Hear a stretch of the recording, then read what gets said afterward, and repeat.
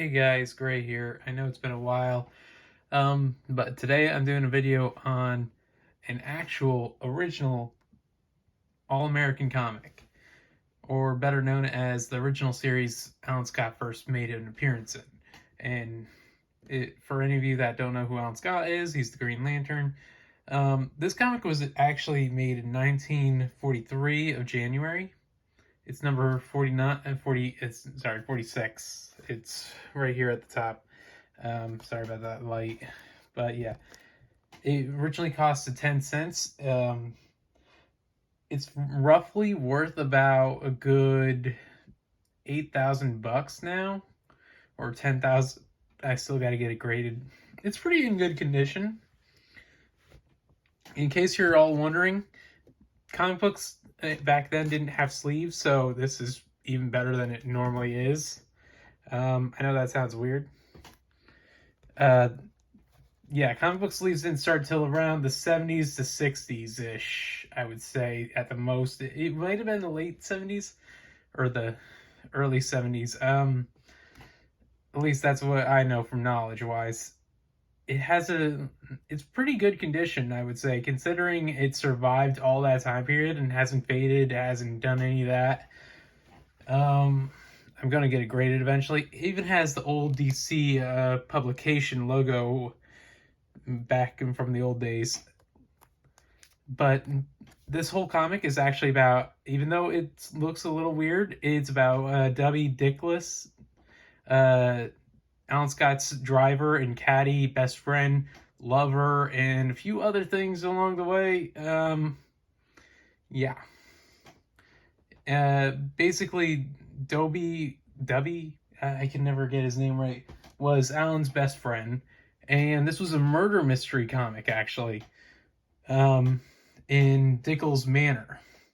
Don't look at me, that's what they named it. It literally says it right here on the bottom.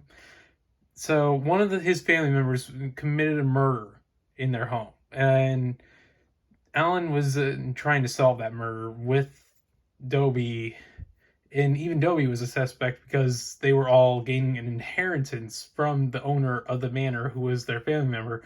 There was Varia, the Colonel, Rafi, and Beefy. Yeah, he had a lot of weird family members. One was a mafioso, one was a cowboy, one was like I want to say like an actress singer, and one was like a cowboy colonel guy, which yeah, I mean, like, Dobby, why?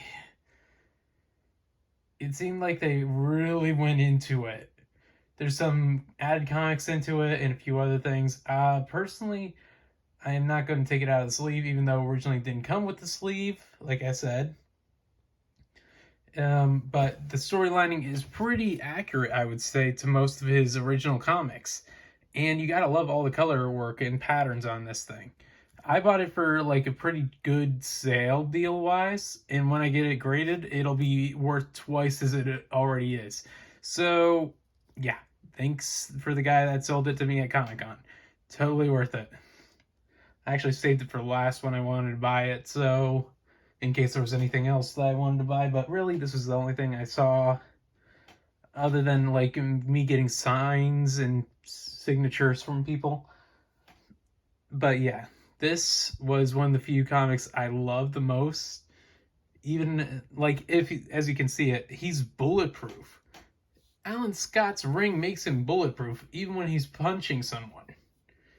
He doesn't need a green energy field around his body. It automatically does it. I know that sounds shocking, but really, you just gotta love how they did all this too. Like, they made characters out of nothing that never existed before. But the downside is they were one-shot characters. They never showed up again. Even though they're part of his family, like Alan Scott's best friend's family, they basically were characters that were one-shots. They never showed up ever again. I'm sorry to say. Wish they did. It would make a lot more storylining. But yeah, these guys never really showed up after that.